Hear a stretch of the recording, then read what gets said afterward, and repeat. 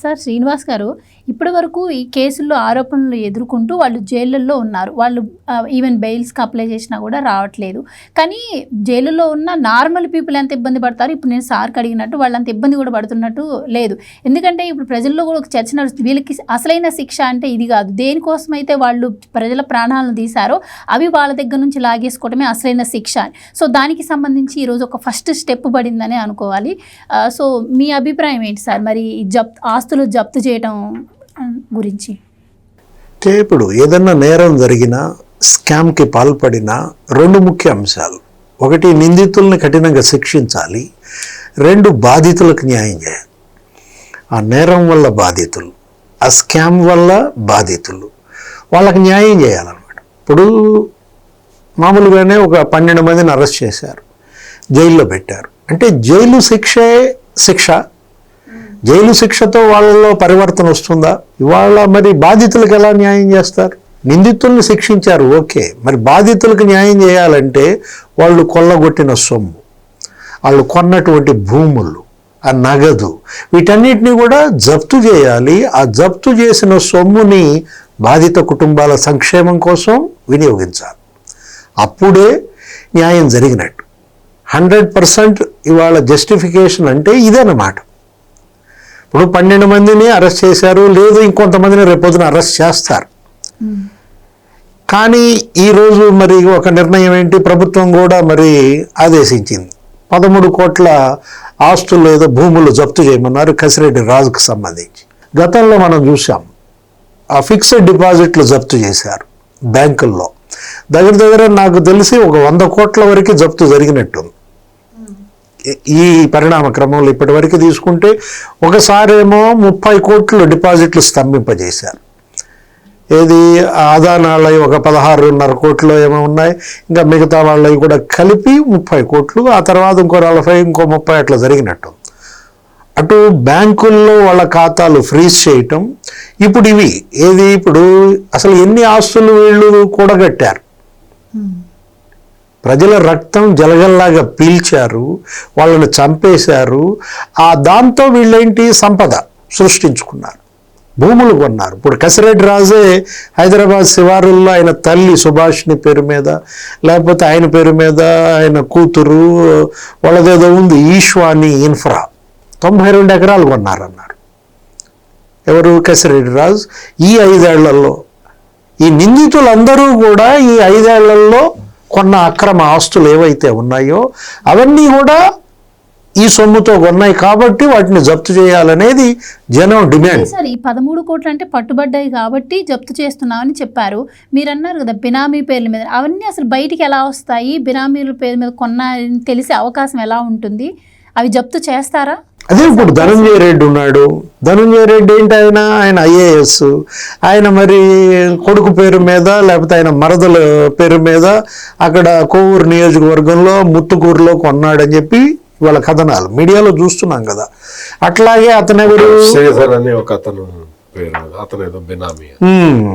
ఇప్పుడు ఈయన ఎవరు, OSD కృష్ణమోహన్ రెడ్డి, రోహిత్ రెడ్డి కొడుకు పేరు మీద అసలు కంపెనీలు పెట్టాడు.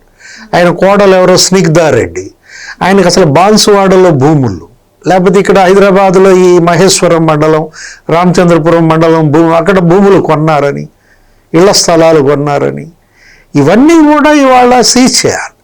ఏది, 5 ఏళ్లలో ఇప్పుడు అరెస్ట్ అయిన నిందితులు కొన్నటువంటి భూములు కానీ సినిమాలు తీశారంటున్నారు.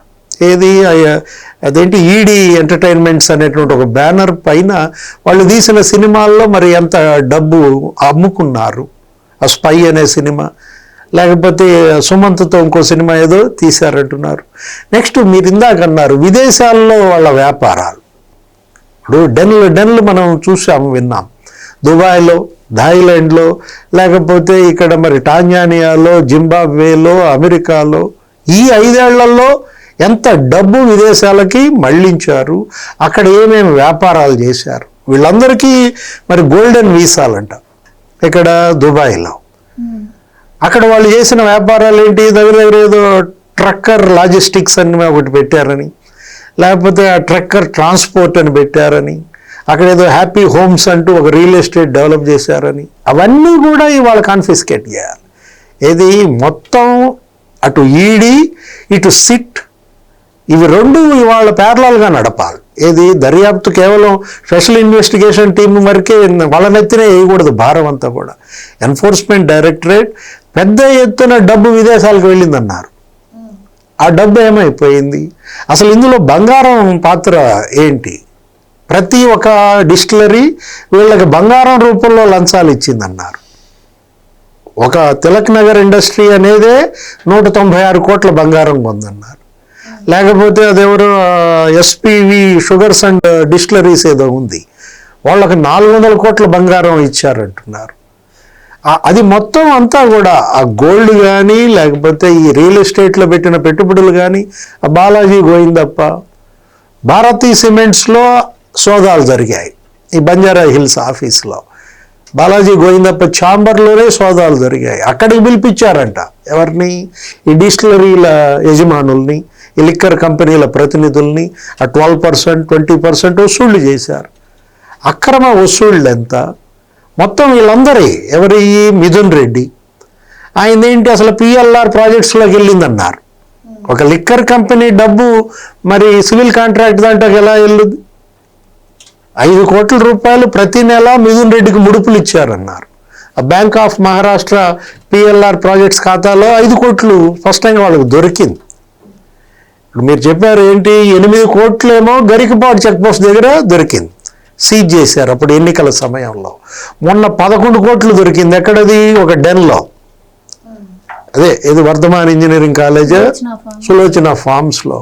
ఈ మొత్తం ఈ డబ్బులు, ఈ నోట్ల కట్టలు ఇవన్నీ కూడా సీజ్ చేయాలి. బాధితుల సంక్షేమం కోసం వాటిని ఉపయోగించాలి. కేవలం నిందితులను పట్టుకున్నాం, వాళ్ళని శిక్షించాం, జైల్లో పెట్టామంటే జనంలో ఇవాళ సంతృప్తి రాదు. ఇదేంటిది? ఇదొక మానవ విషాదం. ఎంతమంది చచ్చిపోయారు? అసలు ఆ నివేదికలు చూస్తుంటేనే మనం ఆశ్చర్యపోతున్నాం. ఏంటి ఆరోగ్యశ్రీ నివేదిక, సెర్ప్ నివేదిక, ఒక జిల్లాలో 7,000 మంది చచ్చిపోయారని వచ్చింది ఈ మద్యం దాగి. ఒక జిల్లాలో 7,000 మంది అంటే ఇక మరి మిగతా జిల్లాల్లో అంటే 30,000 మంది చనిపోయారనేది అప్పట్లో వేగ్గా అనుకున్నారు. కానీ మనకు కనపడుతున్నటువంటి వివరాలు చూస్తుంటే ఆధారాలతో సహా దొరుకుతున్నాయి. దగ్గర మరి 1,00,000 మంది చనిపోయారంటున్నారు. ఆ మృతుల కుటుంబాలకి ఈ జప్తు చేసినటువంటి సొమ్ము, ఈ ప్రభుత్వం స్వాధీనం చేసుకున్నటువంటి సొమ్ము, ఇదంతా కూడా వాళ్ళ సంక్షేమం కోసం వినియోగించాలి. వీలైతే ఒక ట్రస్ట్ని ఏర్పాటు చేయాలి. ఏది ఇవాళ ఈ జగన్ జే బ్రాండ్, దీని పేరు ఈ మద్యం ఈ అమ్మిన ఆ బ్రాండ్లు ఉన్నాయి కదా, ఆ జే బ్రాండ్ మద్యం బాధితుల సంక్షేమ నిధి అని ఒకటి పెట్టాలి.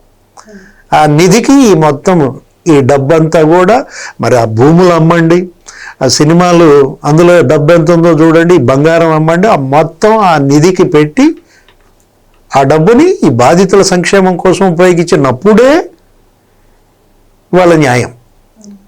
ఏది ఇప్పుడు న్యాయం జరగటం కొంచెం ఆలస్యమైనా కూడా న్యాయం జరగాల. Please subscribe to Leo news for more videos.